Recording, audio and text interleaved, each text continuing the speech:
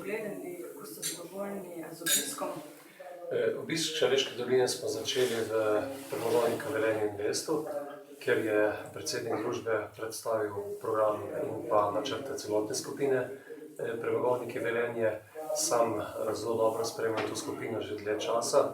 Zaključki, ki so bili enotni, so to, da se vsi zavzemamo za to, da to zalogo primarno energije, ki jo imamo v velenjsko-šoštanjskem koncu, izkoristimo preko TEŠ 6. Za sam TEŠ 6 želimo čim prejšnji zaključek investicije in da začne z to racionalnejšo proizvodnjo in tudi okoljsko sprejemljivo. Če so kakšne podrobnosti iz tega projekta še potrebne, ki je za razčistiti, naj jih razčistijo tisti, ki so za to pooblaščeni.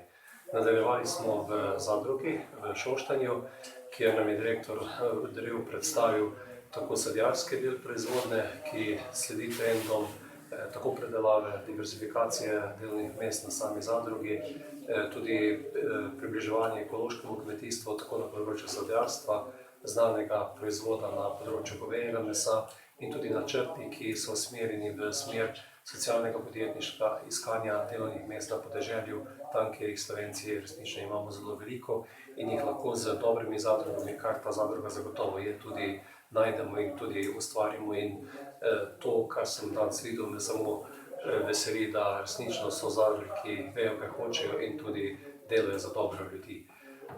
Zaključek tega dneva smo naredili na kmetiji Arličevih, na naših ustanovnih članih, kjer smo tudi se predstavili z ukrepitvami, ki jih imamo v Velenju.